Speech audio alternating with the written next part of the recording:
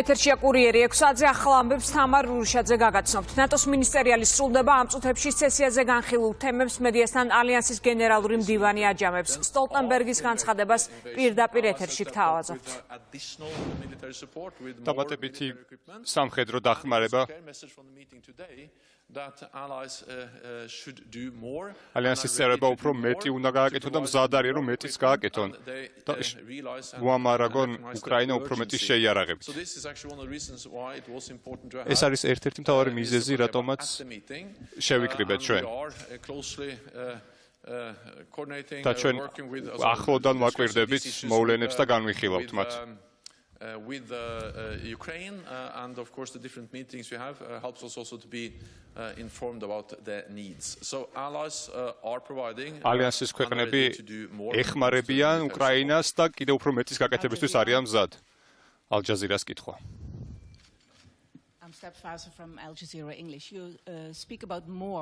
თქვენ უფრო მეტი არახს ახსენებთ. საუბარი რაოდენობაზე თუ სხვა ტიპის იარაღზეა საუბარი, რომელიც უფრო მეტად შემტევი სახის იქნება. როგორ ფიქრობთ, რუსეთს რა რეაქცია იქნება ამაზე? მინდა გკითხოთ გავრცელებულ ვიდეოზე, რომელშიც ასახულია, რომ უკრაინელი სამხედროები ხოცავენ რუს სამხედროებს.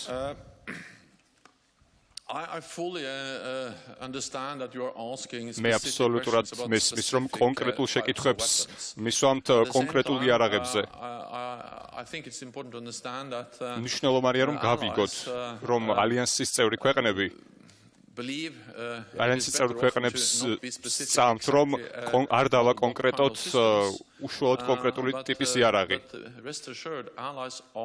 მაგრამ გარწმუნებთ, რომ ალიანსის ქვეყნები ამარაგებენ უკრაინას საჭირო შეიარაღებით. როგორც თანამედროვე ტექნიკის, ასევე ანტისაჰაერო სისტემებით. ხოლო ამის განსაზღვრად თავდაცვის და შემტევი იარაღის შესახებ ცოტა უცნაურია, იმიტომ რომ უკრაინა თავს იცავს. და თავდაცვა არის უფლება, სუვერენული ქვეყნის უფლება. და ყველაფერი, რასაც უკრაინა აკეთებს ჩვენი დახმარებით, არის თავდაცვითი, იმიტომ რომ ისინი თავს იცავენ. და რა თქმა უნდა, მათ სხვა ტიპის იარაღიც სჭირდებათ. და ნატო მათ ამარაგებთ. ფრონტის ხაზზე კი ყოველდღე შეიმჩნევა ჩვენ მიერ მომარაგებული იარაღის შედეგები, რაც აისახება რუსულ ძიმე დანაკარგებზე. ყველანაირი გავრცელებული ინფორმაცია დარღვეული უფლებების, ადამიანის უფლებების შესახებ უნდა იყოს ყურადღების ქვეშ მოქცეული. და საერთაშორისო კანონის და ომის დანაშაულის ჩადენა არის მიუღებელი. Deutsche Welle-ს კითხვა. Yes, thank you very much, Deutsche Welle. One more question about კიდევ ერთი კითხვა იარაღზე. I'm not asking what, when and მე არ გეკითხებით როდის და როგორ, მაგრამ შეგიძლიათ გითხრათ, so to say, the line within NATO, are there any exclusions of weapons that NATO allies are ready to provide as we heard a couple of weeks ago? რითიც მომარაგება შეუძლია ნატოს უკრაინის. რადგან ტანკები და მოიერი შეთვითმფრინავები არ განიხილება. მაგრამ თქვენ ახლა ამბობთ, რომ უკვე აღარ არის დაკონკრეტებული და გამორიცხული. Again, if I start to be specific in my answers to that type of questions, არ ვიქნები, არ დავაკონკრეტებ იარაღებს. Are delivering. So again, the important thing is that მნიშვნელოვანია, რომ ნატო აწვდის შესაბამის შეიარაღებას უკრაინას. But also მაგრამ ასევე financial support and lethal and non-lethal support. როგორც ლეტალურ ისე არალეტალურ დახმარებასაც უწევს უკრაინას ნატო. წლების განმავლობაში ხდებოდა ეს. Then what is important to also underline is that მნიშვნელოვანია ხაზგასასმელად ახლა არის ის, რომ ნატო ეხმარება უკრაინას. ნატოს მთავარი პასუხისმგებლობა არის, რომ დაიცვას თავისი წევრი ქვეყნები.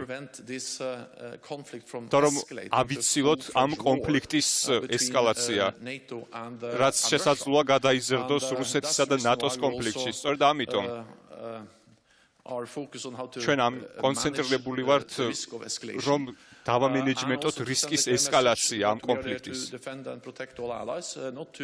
ჩვენი მიზანია, რომ დავიცვათ ჩვენი ალიანსის წევრი ქვეყნები და არა ის, რომ მოვახდინოთ პროვოკაცია და პროვოცირება კონფლიქტის გამწვავების. 40,000 სამხედრო არის აღმოსავლეთ ნაწილში ჩვენს პირად განკარგულებაში. მათ შორის კიდევ უფრო მეტი ამერიკელი სამხედრო ევროპაში. ეს არის საჭირო იმისათვის, რომ არ მოხდეს კონფლიქტის პრევენცია, რომ ნატო არ ჩაერთოს უშუალოდ კონფლიქტში და ნატო არ გაგზავნის სამხედროებს უკრაინაში. მაგრამ ამავდროულად ჩვენ ვეხმარებით უკრაინას სხვადასხვა გზით.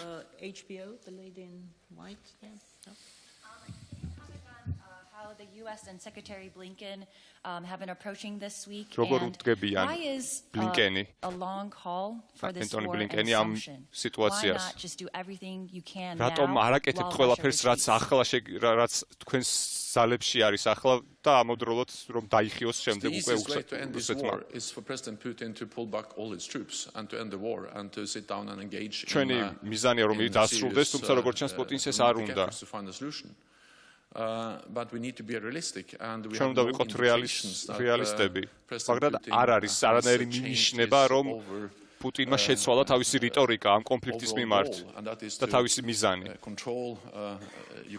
მისი მიზანი არის რომ აკონტროლოს მთელი უკრაინა და მიაღწიოს კონკრეტულ სამხედრო მიზანს ფრონტის ხაზზე. ჩვენ ვერ ვხედავთ რუსეთის უკან დახევას. თუმცა ჩვენ ვხედავთ, რომ რუსეთი ახდენს თავისი ძალების გადაჯგუფებას უკრაინის ერთი ნაწილიდან მეორეში და გადახავს აღმოსავლეთ ნაწილში ქვეყნის და ჩვენ ველოდებით დიდ შეტაკებას დონბასის რეგიონში. ამიტომაც ჩვენ ხაზგასმით აღვნიშნეთ დღეს, რომ კიდევ უფრო მეტად გავზრდით უკრაინის მიმართ სამხედრო დახმარებას. და მივიღეთ კონკრეტული მესიჯები კულებასგან. ეს არის კიდევ ერთი მიზეზი, რატომაც ჩვენ გვჭირდება, რომ უნდა ვიმუშაოთ ამ ომის სწრაფად დასრულებაზე. და ყველანაირად ვცდილობთ, რომ მოვახდინოთ კიდევ უფრო მეტი წნეხი პრეზიდენტ პუტინზე. შესაძლოა ეს ომი კვირები და უკვე თვეები და შესაძლოა წლებიც გაგრძელდეს. ამიტომ ჩვენ ყველანაირად უნდა აღმოვფხრათ ეს. Mr. Secretary General, you mentioned a strategic concept. თქვენ ახსენეთ სტრატეგიული კონცეფცია. რაც იქნება ეს ძალიან მნიშვნელოვანი დოკუმენტია საქართველოსთვის. რას უნდა ველოდოთ ჩვენ? ღია კარის პოლიტიკაზე, ასპირანტი ქვეყნების მომავალზე. შეგიძლიათ უფრო მეტი გვითხრათ საქართველოს საგარეო საქმეთა მინისტრთან შეხვედრაზე უფრო მეტი. პირველად დაესწრო საქართველოს საგარეო საქმეთა მინისტრი ამ შეხვედრას. ჩემთვის პატივი იყო მასთან შეხვედრა, ჩვენ ვისაუბრეთ. და ვფიქრობ, რომ მნიშვნელოვანია, რომ გქონდეს ახლო კონტაქტი საქართველოსთან და ასევე ახალ მინისტრთან. ეს გამოხატავს ძალას და მნიშვნელობას საქართველოსა და ნატოს შორის პარტნიორობის. და ასევე ჩვენ მუშაობთ, როგორ გავაძლიეროთ ურთიერთობა პაკეტზე, რაც უკვე შევთანხმდით და კიდევ უფრო მეტი რაც ეხება თავდაცვის კომუნიკაციებს. ჩვენ ვფიქრობთ სამომავლოდ როგორ გავაგრძელოთ პარტნიორობა საქართველოსთან. სტრატეგიულ კონცეფციას რაც შეეხება ეს მადრიდის სამიტზე იქნება შეხვედრა გადაწყვეტილი. იმედს ვიტოვებ, რომ ნატოს კარი იქნება ღია. to work with partners, including those partners like Georgia, who ისეთ პარტნიორებთან, როგორც არის საქართველო, რომელიც განიცდის რუსეთის მხრიდან წნეხს. And support to those partners. Mr. Secretary General, we just heard Foreign Minister Kuleba here offering an understanding with NATO that if you support us with all we need, we shall fight for our security, but also their security. That is NATO security, so that President Putin cannot test Article 5. Is that also NATO's understanding after this meeting? ნატოს პოზიციას მსგავსია? Well, our understanding and the message from all ჩვენი allies აღქმა და is that we are მესიჯი ready გზავნილი ნატოს წევრი ქვეყნებისგან არის ის, რომ ჩვენ მზად ვართ უკრაინას დავეხმაროთ, კიდევ უფრო გავზარდოთ შეიარაღება. ალიანსი ხვდება მნიშვნელობას დახმარების. სწორედ ეს იყო მთავარი გზავნილი ალიანსის წევრი ქვეყნებისგან. ნატოს აქვს ძირითადი პასუხისმგებლობა, რომ იყოს კოლექტიური თავდაცვა და იყოს უსაფრთხოება ჩვენი ქვეყნების. 70 წელზე მეტია ჩვენ ამას ვაკეთებთ. მაგრამ 2014 წლის რუსული აგრესიის შემდეგ ჩვენ კიდევ უფრო გავაძლიერეთ აღმოსავლეთში ჩვენი სამხედრო ძალები. პირველად სწორედ ამის შემდეგ პირველად გავუშვით სამხედროები აღმოსავლეთ ქვეყნებში. The alliance. And then after the second invasion, after what we saw on the 24th of February, მეორე ინტერვენციის შემდეგ, რაც უკვე ვნახეთ ჩვენ 24 თებერვლიდან, further stepped up with thousands of more troops. ჩვენ ათასობით სამხედრო დავამატეთ, რომელიც გაძლიერებული არის საზღვაო და საჰაერო სისტემებით. Are ensuring credible deterrence and at the same time ჩვენ პასუხს ვაგებთ ჩვენი ქვეყნების უსაფრთხოებაზე, ასევე თან ვეხმარებით უკრაინას. The commitment both of the Ukrainian armed forces. რადგან ჩვენ ხედავთ უკრაინული სამხედროების სიმამაცეს და უკრაინელი მოქალაქეების სიმამაცეს ამ ომში. Have inspired us all and it is extremely important that we continue და ეს ძალიან მნიშვნელოვანია ჩვენც, რომ ჩვენ გავაგრძელებთ მათ მხარდაჭერას. Thank you. Marilu Lucrezio Rai. Secretary General, what is the risk for NATO if the war will be very long? როგორ აფასებს ნატო იმ რისკებს, რომ ომი შესაძლო კიდევ უფრო დიდ ხანს გაგრძელდეს? The war is going to drag on and თუ ომი გაგრძელდება, the risk is first and foremost for the people of Ukraine. უკრაინის ხალხისთვის პირველ რიგში ისინი კიდევ უფრო მეტად დაიტანჯებიან, ჩვენ ნახავთ კიდევ უფრო მეტ ზიანს და მეტ სიკვდილს. So this is first and foremost a tragedy for them. ამიტომ ეს არის პირველ რიგში მათი ტრაგედია და პუტინის პასუხისმგებლობა, რომ დაასრულოს ეს სამხედრო აგრესია.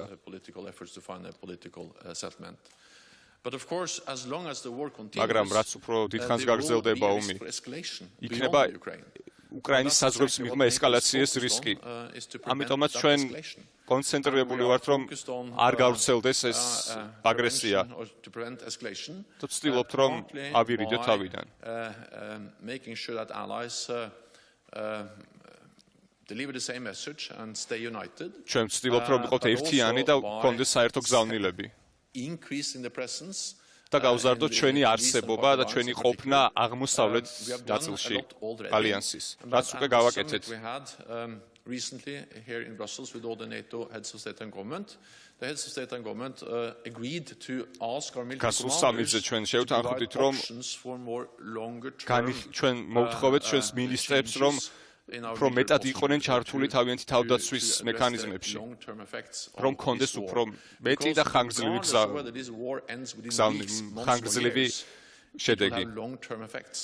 რაც უფრო დიდხანს გაგრძელდება ომი, მით უფრო დიდი გავლენა ექნება ამას ჩვენს თავდაცვაზე და იმაზე, თუ როგორი პასუხით შეხვდება ნატო კოლექტიურ თავდაცვას და მის გამოწვევებს. Thank you.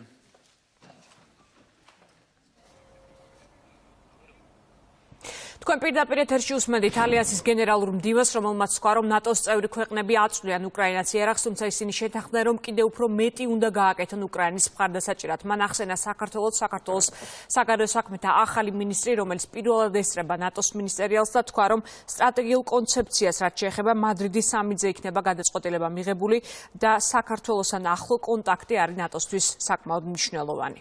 ნატოს მინისტერიალის ფარგლებში ჯენს სტოლტენბერგს დღეს საქართველოს საგარეო საქმეთა მინისტრი შეხვდა. ილია დარჩიაშვილმა ნატოს მინისტერიალის ფარგლებში შეხვედრა გამართა უკრაინელ კოლეგასთანაც. შევთანხმდით, რომ გავაგრძელებთ მჭიდრო კომუნიკაციას. კიდევ ერთხელ დავადასტურე საქართველოს მხარდაჭერა უკრაინის მიმართ. წერს დარჩიაშვილი ტვიტერის პირად გვერდზე. ცოტა ხნის წინ ბრიფინგი ჰქონდა დიმიტრი კულებასაც, უკრაინის საგარეო წყების ხელმძღვანელმა თქვა, რომ უკრაინა ამ ომით არამხოლოდ საკუთარ ტერიტორიებს, არამედ ევროპის უსაფრთხოებას იცავს და ახლა ყველაზე მნიშვნელოვანი უკრაინისთვის იარაღის დროულად მიწოდება. დეტალებს ბრიუსელიდან უკვე თამარ ნუცუბიძე მოგუყვება. თამარ, მინისტერიალი დასრულებულია, დაასრულა თუ არა დღის წესრიგით გათვალისწინებული შეხვედრები საქართველოს საგარეო საქმეთა მინისტრიმაც. საგარეო საქმეთა მინისტრი აგრძელებს ორმხრივ შეხვედრებს სხვადასხვა ქვეყნების ასევე კოლეგებთან, საგარეო უწყების ხელმძღვანელებთან. როგორც უკვე თქვი, დღეს მას ჰქონდა პირველი გაცნობიტი შეხვედრა ალიანსის გენერალურ მდივანთან იენს სტოლტენბერგთან და როგორც ჩვენმა მაყურებელმა სულ ცოტა ხნის წინ მოისმინა, თავად იენს სტოლტენბერგმაც თქვა ამ შეხვედრასთან დაკავშირებით, გარდა ამისა, ჩრდილოატლანტიკური საბჭოს სხდომის დაწყებამდე დახურულ კარს მიღმა მოხდა კომუნიკაცია საგარეო საქმეთა მინისტრს და მის უკრაინელ კოლეგას შორის და მინისტრმა თავის ტვიტერ გვერდზე აღნიშნა, რომ კიდევ ერთხელ თავის კოლეგას უთხრა, რომ საქართველო სრულიად მხარს უჭერს უკრაინას. ასევე ცოტა ხნის წინ დასრულდა კულებას ბრიფინგი, საკმაოდ ემოციური იყო დღეს უკრაინის პირველი დიპლომატი. მან თქვა, რომ ალიანსის წევრი ქვეყნები მეტ შეიარაღებას მიცემენ უკრაინას, მაგრამ თავარი ახლა ის არის, რაც შეიძლება სწრაფად იყოს ქვეყნისთვის მიწოდებული ეს შეიარაღება ყოველგვარი ბიუროკრატიული ნაბიჯების გარეშე, რადგანაც ახლა დროს აქვს ძალიან დიდი მნიშვნელობა. დიპლომატი ამბობს, რომ თუ კი ევროკავშირს აქვს იმის დრო, რომ გამართოს სხვადასხვა მოლაპარაკებები, უკრაინისთვის ეს დრო არის ძალიან მნიშვნელოვანი. მან ასევე თქვა, რომ ახლა ამ ვითარებაში საუბარი იმაზე იქნება ეს იარაღი თავდაცვითი თუ თავდასხმითი არის უადგილო, რადგანაც მას შემდეგ, რაც რუსეთი თავს დაესხა სუვერენულ უკრაინას, ყველანაირი იარაღი, რომელიც შევა ქვეყანაში, იქნება თავდაცვითი, რადგანაც უკრაინა თავს იცავს აგრესორისგან. ასევე კულებამ ისაუბრა სანქციებზე და მან აღნიშნა, რომ უკრაინა მთელი ხალხი და ხელმძღვანელობა ქვეყნის მადლობას უხდის თავის დასავლელ პარტნიორებს ყველა სანქციისთვის, თუმცა უკრაინელები ითხოვენ მეტს. კითხვაც კი დასვა დმიტრო კულებამ, რომ რამდენი ბუჩა უნდა მოხდეს იმისთვის, რომ სანქციები იყოს საკმარისად ძლიერი და მოახდინოს გავლენა პუტინზე. ის ამბობს, რომ ერთი ხელით, რა თქმა უნდა, დასავლეთი ეხმარება უკრაინას ყველაფრით, თუმცა მეორე ხელით სანამ არ იქნება სანქციები ენერგომატარებლებზე, ირიბად ასევე ფული შედის კრემლის ჯიბეში, რომლითაც ის ახორციელებს საომარ მოქმედებებს. მე აქ მარტივი მიზეზით ჩამოვედი, ჩემი დღის წესრიგი სამ საკითხს მოიცავს. ეს არის იარაღი და იარაღი. ევროატლანტიკური უსაფრთხოება განუყოფელია, ჩვენ არამხოლოდ საკუთარ თავს, არამედ ნატოსაც ვიცავთ. მოხარული ვარ პარტნიორებს უკვე ესმით ეს ფაქტი, რომ უკრაინა მხოლოდ თავის თავს არ იცავს, რომ უნდა გაიზარდოს უკრაინის მხარდაჭერა. მე ფრთხილი ოპტიმიზმით ვეკიდები და ველოდები დისკუსიების შედეგებს. რუსეთმა კიევის მიდამოებიდან სამხედროები არა კონსტრუქციული ატმოსფეროს შესაქმნელად გაიყვანა, როგორც ეს კრემლის სპიკერმა განაცხადა, არამედ იმიტომ, რომ ჯარი დონბასისთვის საბრძოლველად გამოიყენოს. ბრძოლა დონბასისთვის მაქსიმალურ ნიშნულზე არ მისულა. ყველაფერი საბრძოლო ველზე გადაწყდება. ბუჩას სასაკლაო არის აისბერგის წვერი. მარიუპოლში სიტუაცია კიდევ უფრო უარესია. ამის შემდეგ როგორ უნდა ვისაუბროთ რუსებთან? მე მხოლოდ ერთი კითხვა მაქვს რუსებთან. მითხარით, ვინ ხართ? აუპატიურებთ ქალებს, ბავშვებს. ცხოველებსაც კი ხოცავთ. ბრძოლის შედეგები და სანქციები განსაზღვრავს მოლაპარაკებების მაგიდაზე უკრაინის პოზიციებს. იარაღი ფულივითაა მას სიჩუმე უყვარს. დეტალებში არ შევალ, მაგრამ ახლა საქმე შემდეგშია. ახლა უკრაინას იარაღის გადაცემის საჭიროება კი არ უდგას, არამედ კითხვის ნიშანი დროზე დგას. ჩვენთვის მნიშვნელოვანია იარაღი დროულად გადმოგვეცეს, რომ კიდევ უფრო მეტი ადამიანი არ დაიღუპოს. თუ მეხუთე პაკეტი ამ შინაარსით ამოქმედდება, მაშინ რუსეთზე სერიოზული წნეხი განხორციელდება, მაგრამ თუ ევროპა რუსული გაზის შეძენას განაგრძობს, მაშინ ისე მოხდება, რომ ერთი ხელით ჩვენ გვეხმარებიან და მეორე ხელით რუსეთს. ჯერ ამბობდნენ, რომ მოგცემდნენ თავდაცვით იარაღს და არა შემტევს. ახლა შემტევზეც არის საუბარი, მაგრამ ამას არ აქვს მნიშვნელობა, რადგან ყველა იარაღი უკრაინისთვის თავდაცვითია. რამდენი ადამიანი უნდა მოკვდეს კიდევ რომ არ გადაიღალოთ სანქციებით, როცა თავად უკრაინა არ იღლება ბრძოლით. 27 ქვეყნის საგარეო უწყების ხელმძღვანელი ამბობს, რომ მეტი სამხედრო დახმარება ექნება უკრაინას. იენს სტოლტენბერგი თავს იკავებს დეტალებისგან, თუ კონკრეტულად რა შეიარაღებას მიაწვდიან ქვეყანას. ასევე მიღებული არის გადაწყვეტილება, რომ უსაფრთხოების კონცეფცია იქნება წარდგენილი მადრიდში ივნისში, როცა გაიმართება ნატოს მორიგის სამიტი. ეს კონცეფცია არის აგებული სწორედ არსებული გამოწვევებიდან გამომდინარე და ასევე კიდევ ერთხელ თქვეს, რომ სწორედ არსებული ვითარების გათვალისწინებით ნატო უფრო მეტად ითანამშრომლებს პარტნიორ ქვეყნებთან, დაეხმარება მათ და აქ რა თქმა უნდა საქართველოც იგულისხმება. მადლობა, ეს იყო თამარ ნუცუბიძე. ნატოს მინისტერიალის ფარგლებში ილია დარჩიაშვილმა შეხვედრა გამართა ნიდერლანდების საგარეო საქმეთა მინისტრთან. საგარეო უწყების ხელმძღვანელმა მადლობა გადაუხადა ნიდერლანდებს საქართველოს მხარდაჭერისთვის. ნიდერლანდების საგარეო საქმეთა მინისტრმა კიდევ ერთხელ დაადასტურა ქვეყნის სურვილი გააძლიეროს თანამშრომლობა აღმოსავლეთ პარტნიორობის ქვეყნებთან, მათ შორის საქართველოსთან, რაც აისახა კიდეც ნიდერლანდების საგარეო პოლიტიკისა და უსაფრთხოების დოკუმენტში. კიდევ ერთი შეხვედრა ილია დარჩიაშვილმა თურქ კოლეგასთან მევლუდ ჩაუშოღლუსთან გამართა. გაცნობიტი ხასიათის შეხვედრაზე მინისტრებმა ხაზი გაუსვეს ორი ქვეყნის მჭიდრო მეგობრობას და სტრატეგიულ პარტნიორობას. გამოთქვეს მზაობა აქტიურად ითანამშრომლონ საქართველო-თურქეთის ურთიერთობების შემდგომი განვითარებისთვის. შეხვედრაზე საუბარი შეეხო უკრაინის კრიზის და რეგიონში შექმნილ უსაფრთხოების რთულ გარემოს.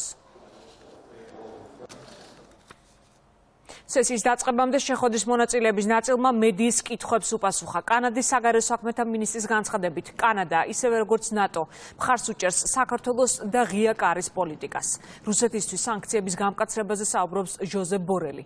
ევროკავშირის უმაღლესი წარმომადგენლის ინფორმაციით, ნავთობის ემბარგოს სანქციების მეხუთე პაკეტი არ ითვალისწინებს, მაგრამ ამ საკითხზე ევროკავშირი მსჯელობას ორშაბათიდან დაიწყებს. ჩვენთვის მნიშვნელოვანია ნატოსა და პარტნიორი ქვეყნების თანამშრომლობის გაძლიერება, მათ შორის საქართველოსა და მოლდოვასთან.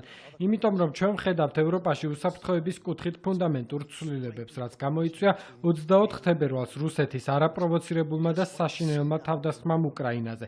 ამიტომ ჩვენ პარტნიორებთან, მათ შორის საქართველოსთან, უნდა გავაძლიეროთ მედეგობა. ევროპაში ყველა ქვეყანას აქვს უფლება იცხოვროს მშვიდად მის საერთაშორისო აღიარებულ საზღვრებში. ჩვენ გავაგრძელებთ ტრანსატლანტიკურ თანამშრომლობას, რომ პასუხი გავცეთ რუსულ აგრესიას. ყველა ვნახა ბუჩასა და უკრაინის სხვა ტერიტორიებიდან გავრცელებული კადრები. ჩვენ გეგმავთ ვესტუმროთ კიევს და შევხვდეთ ბატონ ზელენსკის. ახლა მნიშვნელოვანია გავაგრძელოთ რუსეთზე ზეწოლა და უკრაინის მხარდაჭერა. მეტი იარაღი უნდა მიიღოს უკრაინამ. საჭიროა მეტი რესურსის გამოყოფა, მეტი სამხედრო დახმარება, მეტი წნეხი რუსეთზე და უფრო მეტი სანქცია იმისთვის, რომ რუსეთი შევაჩეროთ. საბოლოოდ დამტკიცდება სანქციების მეხუთე პაკეტი. დღეს ასევე მნიშვნელოვანი დღეა იმ კუთხით, რომ გაეროში იღებენ გადაწყვეტილებას რუსეთის ადამიანის უფლებათა საბჭოდან გარიცხვაზე, რაზეც ხმათა 2/3-ია საჭირო, მაგრამ იმედი მაქვს, რომ ასე მოხდება. რაც შეეხება ნავთობზე ემბარგოს, ეს არ შედის მეხუთე პაკეტში, თუმცა ამ საკითხს ორშაბათს განვიხილავთ. იმედი მაქვს, მალე ნავთობზეც დაწესდება ემბარგო. კანადა მოელის ამ შეხვედრიდან, რომ გავაგრძელებთ წნეხს რუსეთზე. ჩვენ ვსაუბრობთ ძლიერ სანქციებზე პუტინის და მისი ოლიგარქების წინააღმდეგ.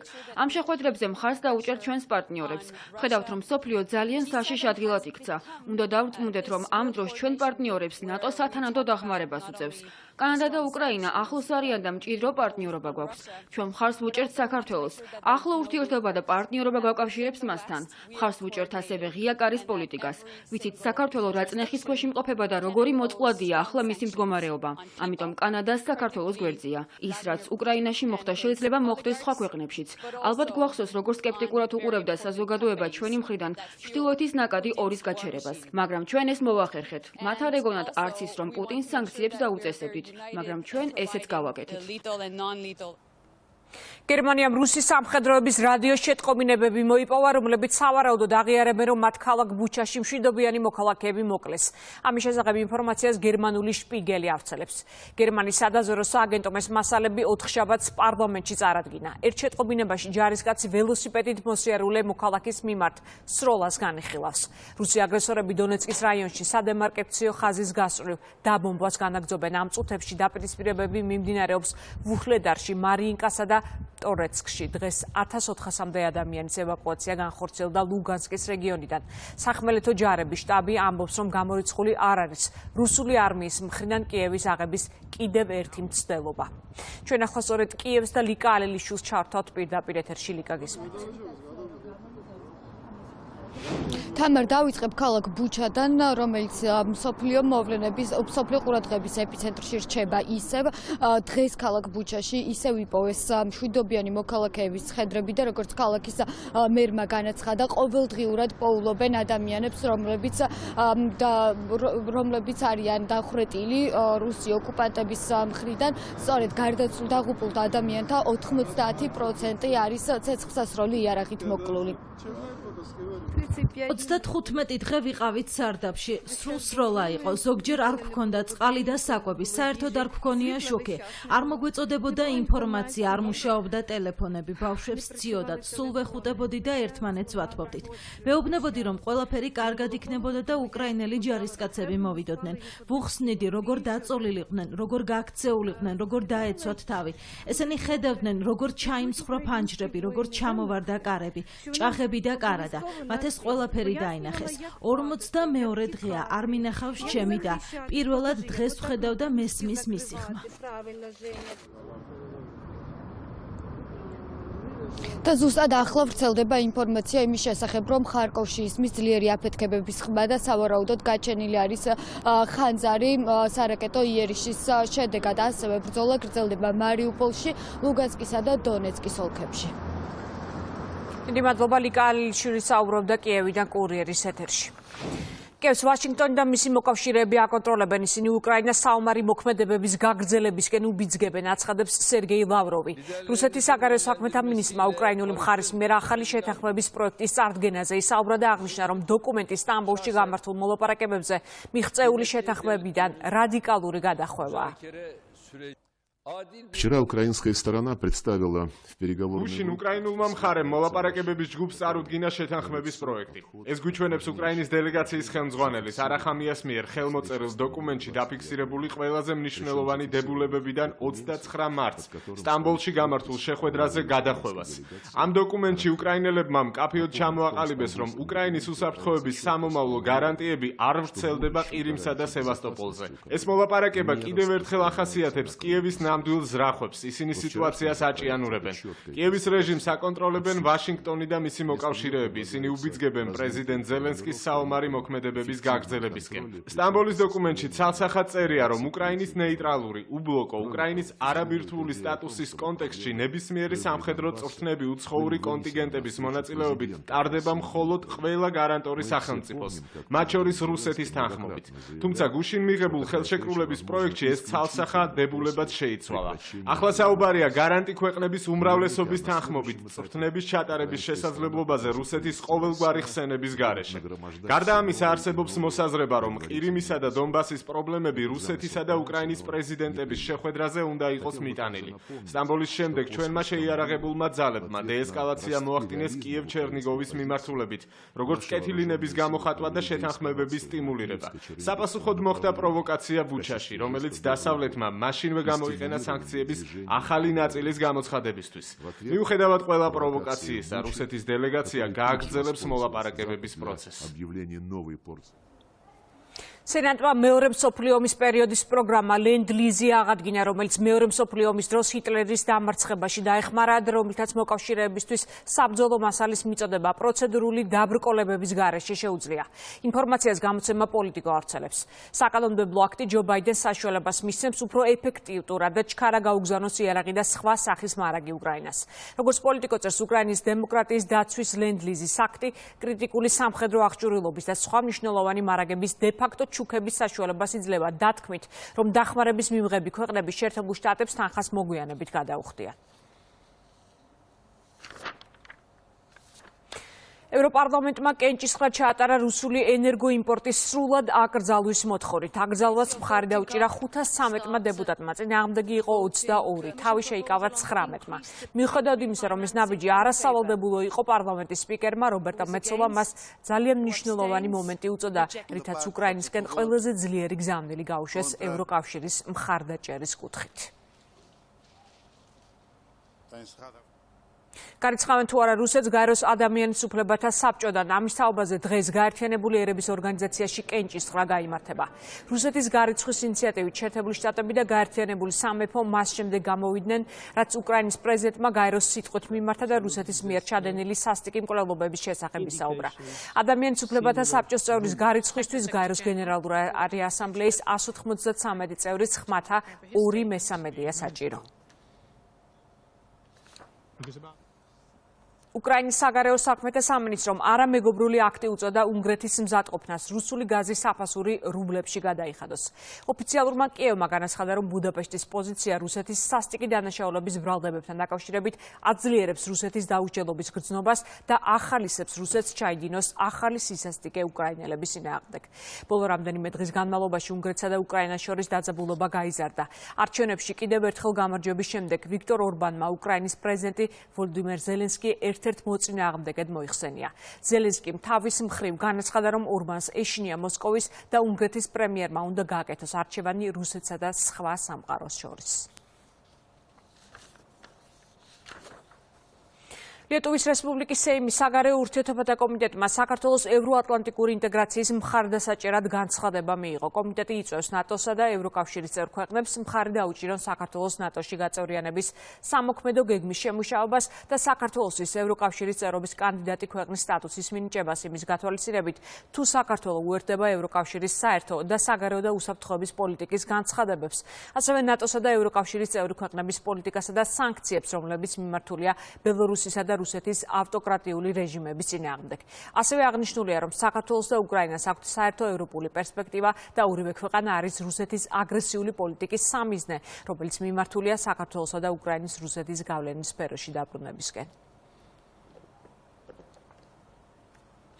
გაეროს განვითარების პროგრამის რეგიონული დირექტორი მარიანა სპოლიჩარ-ეგერი საქართველოს პრემიერ-მინისტრ ირაკლი ღარიბაშვილთან შეხვედრას სოციალურ ქსელ ტვიტერში ეხმაურება. მისი თქმით, პრემიერს კიდევ ერთხელ დაუდასტურა გაეროს განვითარების პროგრამის მხარდაჭერა არაერთი მიმართულებით. ირაკლი ღარიბაშვილი გაეროს განვითარების პროგრამის რეგიონულ დირექტორს დღეს შეხვდა, საუბარი შეეხო განხორციელებულ პროექტებს და სამომავლო თანამშრომლობას.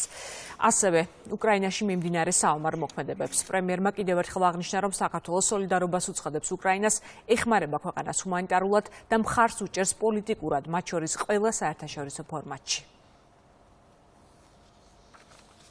ირაკლი ღარიბაშვილი თურქეთის რესპუბლიკის შინაგან საქმეთა მინისტრს შეხვდა. ყურადღება გამახვილდა ორ ქვეყანას შორის არსებულ მეგობრულ და პარტნიორულ ურთიერთობებზე. ხაზი გაესვა რეგიონში მშვიდობის და სტაბილურობის მხარდაჭერის აუცილებლობას, რაც მთავრობის მეთაურის თქმით, უმთავრესი წინაპირობაა რეგიონში განვითარებისა და კეთილდღეობისთვის. სწორედ ამ მიზანს ემსახურება პრემიერ-მინისტრის მშვიდობიანი სამეზობლოს ინიციატივა, რომელიც სამხრეთ კავკასიის რეგიონის სამივე ქვეყნის მონაწილეობას ითვალისწინებს.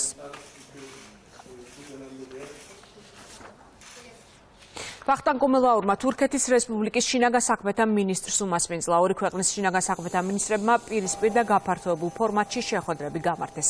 აღნიშნა ორ ქვეყანას შორის არსებული მჭიდრო მეგობრული ურთიერთობები. სულეიმან სოლიუმ საქართველოს მხარეს კიდევ ერთხელ დაუდასტურა მტკიცე მხარდაჭერა საქართველოს ტერიტორიული მთლიანობისა და სუვერენიტეტის მიმართ.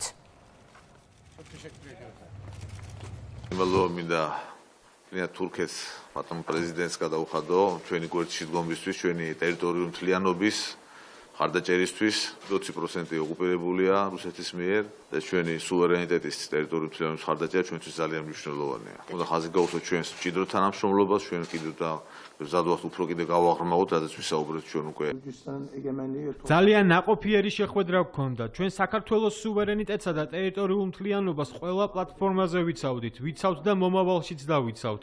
ეს ეხება ასევე უკრაინასაც. ასეთ რთულ ვითარებაში ჩვენი პრეზიდენტის ბატონ რეჯეპ ტაიპ ერდოღანის ლიდერობით ვცდილობთ შევასრულოთ შუამავლის როლი, რათა რეგიონში და ზოგადად ამ კონფლიქტში შევასრულოთ დადებითი როლი, რომ რაღაცნაირად დავასრულოთ იგი. ჩვენ მოხარული ვართ, რომ მსგავს პოზიციას იკავებს საქართველოს ხელისუფლება და თქვენი ქვეყანა ამ კონფლიქტთან დაკავშირებით. კურიერში რეკლამის დრო დაბრუნდებით რამდენიმე წუთში.